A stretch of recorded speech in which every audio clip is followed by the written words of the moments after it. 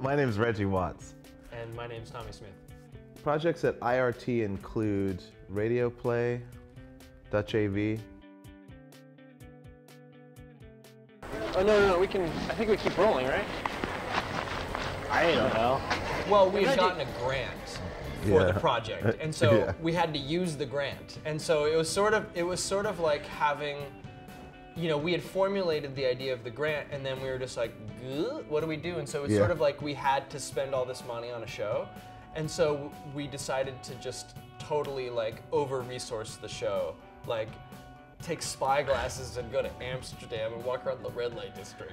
What tends to happen with our pieces, like we have these modules, these ideas that are floating around, and then we get the pressure of like, let's put something together.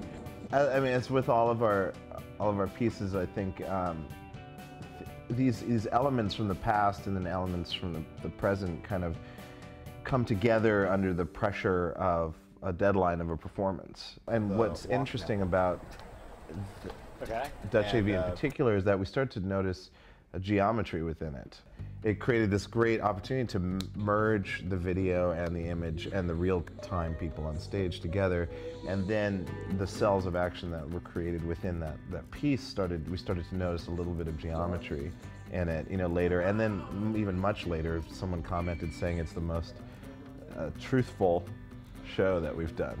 Every show that we do is all fiction, for the most part. I mean, it's all just abstract, kind of weird jumbles of ideas and fictional.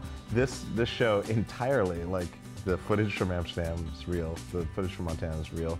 There's a series of stories that are in it that are all real stories. The music is real time, live. Everything that happens in the show is based off of actual things, or actual things happening in real time. And that was an interesting thing. It was nice to know that we could create a show that had a complete different tonality from other things.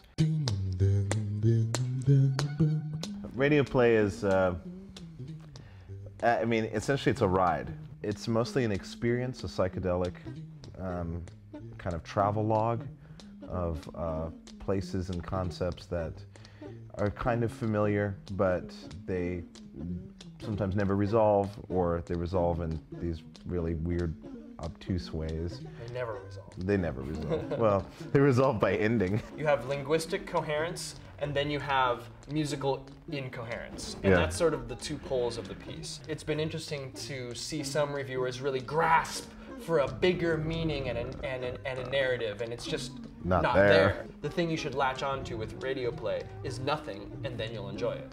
Nothing says loving like something from the oven. I love what you do for me. Where a kid can be a kid. Taste the rainbow. Performing feels like a daydream. It feels like you're going in and out of like, you know, and just going into other realities, and you're kind of impartial and you're kind of halfway asleep, so sometimes things don't make sense, but they seem to make sense because you're in that state. And I think that that's kind of what it feels like. I've been thinking for a very long time that the perfect audience was one in complete darkness. But then we sort of tested to see if that was true, kind of like scientists. The thing we learned about RadioPlay from being in IRT was that the panic sometimes can, or the, you know, so people just need to know where they are in space. Because if you're in the darkness for 20 minutes, if you're just looking and you don't see anything but blackness, it can be really, really disorienting.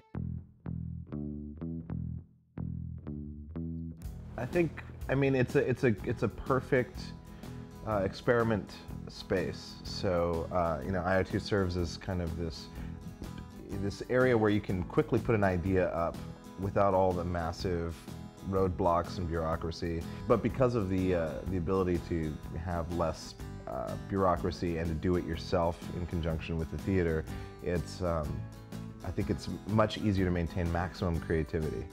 Almost every space in New York, if you put something up for an audience to see it, it has to succeed.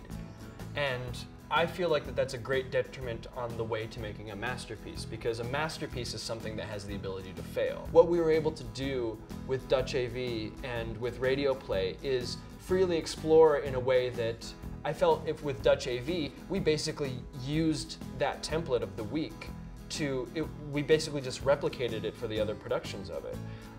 It was almost exactly the same show.